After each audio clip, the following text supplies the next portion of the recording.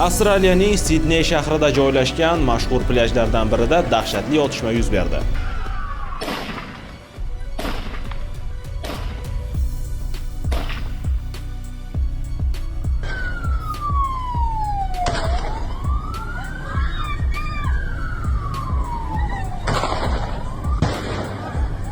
Ommaviy axborot vositalari xabarlariga ko'ra, hodisa paytida plyaj hududida yahudiylarning Hanuka bayramini nishonlash tadbiri bo'lib o'tayotgan bo'lgan. Tadbirga ko'plab odamlar, jumladan bolali oilalar va sayyohlar ham yig'ilgan. Aynan shu paytda noma'lum qurollangan shaxslar tomonidan to'satdan o'q uzila boshlagan. Bir necha soniya ichida plyajda kuchli vahima yuzaga kelgan. Dam olayotgan odamlar jon saqlash maqsadida qichqiriq va tartibsizliklar ichida plyajdan qochib ketishgan. Guvohlarning aytishicha, o'q ovozlari bir necha daqiqa davomida to'xtamasdan yangragan. Dastlabki ma'lumotlarga ko'ra, plyajda yahudiy jamoasining 2000 ga yaqin a'zosi bo'lgan. Hujum natijasida Xabat harakati elchisi Ravvin Eli Schlenger o'ldirilgan. Xabat bu yahudiylikdagi yirik diniy harakat bo'lib, butun dunyo bo'ylab o'z elchilari va markazlariga ega. Eli Schlenger ushbu harakatning Avstraliyadagi faol vakillaridan biri bo'lgan. Ushbu otishma oqibatida 60 dan ortiq odam turli darajada jarohat olgan. 16 kishi halok bo'lgan. Jarohatlanganlar zudlik bilan tez yordam mashinalarida shifoxonalarga olib ketilgan. Ayrim jabrlanganlarning ahvoli og'ir ekani xabar qilinmoqda.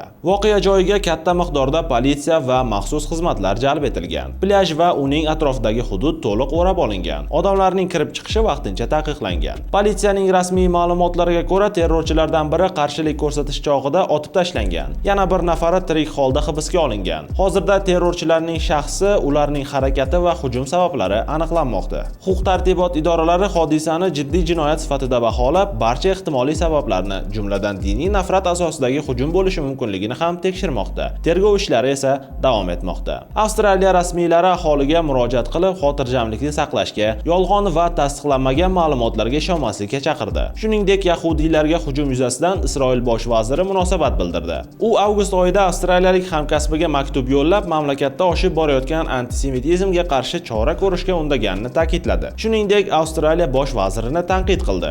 Men bosh vazirga ularning siyosati antisemitizm oloviga moy sepayotganini yozgan edim. Bu yahudiylarga nisbatan nafratni rag'batlantirishini aytdim. Antisemitizm bu xuddi saraton xastaligi kabidir. U rahbarlar jim turganda ko'payib boradi. Sizning hukumatingiz esa antisemitizmga qarshi hech narsa qilmaydi, degan Benyamin Netanyahu. Shuningdek, Benyamin Netanyahu ushbu otishmada Eronning qo'li bor deya qo'shimcha qilib, bu ish bo'yicha tekshiruv ishlarini boshlaganini ma'lum qilgan. Albatta, siz ushbu otishmalar bo'yicha qanday fikrdasiz? Rostdan ham bu ishda Eronning qo'li bormi? O'z fikrlaringizni izohlarda yozib qoldiring.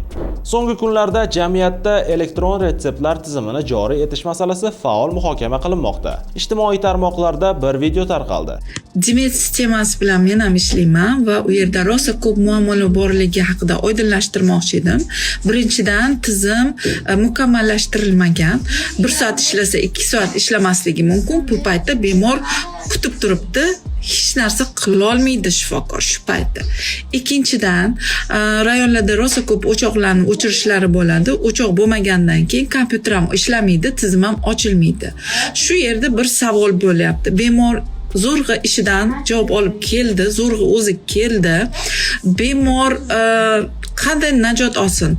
Shifokor qo'li bilan yoza olmasa retseptni, apteka elektron retseptsiz bera olmasa dori vositalarini kim javobgarligini o'ziga olyapti? Shu savolga hech kim javob bera olmayapti. Ushbu videodagi ayol, ya'ni shifokor doktor, Dimet sistemasidagi muammolar, onlayn retsept va dorilar ro'yxatidan foydalanishga O'zbekiston hali tayyor emasligi, tizim bir ishlab bir ishlamay qolishi va bemorlar navbat kutib qolishi haqida aytib, yangilikka shoshma-shosharlik bilan emas, bosqichma-bosqich o'tilishi kerakligi haqida ta'kidlab o'tgan. Shuningdek, ijtimoiy tarmoqdagi xabarlarga Sog'liqni saqlash vazirligi qo'shimcha tushuntirish va aniqliklar kiritib o'tdi. Elektron retsept tizimini joriy etishdan ko'zlangan asosiy maqsad davolash xavfsizligini oshirish va bemorlar salomatligini himoya qilish, shifokorlarning dori tayinlashdagi mas'uliyatini kuchaytirish, dori vositalarini tayinlash jarayonini tartibga solish, sog'liqni saqlash tizimidagi raqamli hisobga o'tish, shuningdek kontrafakt yoki noto'g'ri qo'llanilayotgan dori vositalari aylanmasi bilan bog'liq xavflarni kamaytirishdan iborat. Elektron retsept tizimi hozirda Toshkent shahri va normativ hujjatlar bilan belgilangan 15 ta tumanda joriy etilmoqda. Tizimni butun respublika bo'ylab kengaytirish 2026-yil oxirigacha bosqichma-bosqich amalga oshirilishi rejalashtirilgan bo'lib, bu natijalarni tahlil qilish, aniqlangan tashkiliy va texnik muammolarni inobatga olgan holda amalga oshiriladi. Ko'zlangan maqsad zaif jihatlarni aniqlash va to'liq joriy etishdan oldin mexanizmlarni takomillashtirishdan iborat. Shifokor retseptisiz beriladigan asosiy hayotiy muhim dori vositalarining bazaviy ro'yxati shakllantirilgan. Uning maqsadi kundalik va favqulodda maishiy holatlarda aholiga tezkor tibbiy yordam olish imkoniyatini ta'minlashdir. Ro'yxat xalqaro amaliyot, shifokorlar tavsiyalari va hayotiy holatlardan kelib chiqqan holda ishlab chiqilgan hamda Sog'liqni saqlash vazirligining rasmiy axborot resurslarida e'lon qilingan. Bu jarayonda u amaliy qo'llanish natijalari va kelib tushayotgan takliflar asosida aniqlashtirilishi va to'ldirilishi mumkin deya rasmiy munosabat bildirgan. Albatta, siz ushbu tizim bo'yicha qanday fikrdasiz? O'z fikrlaringizni izohlarda yozib qoldiring.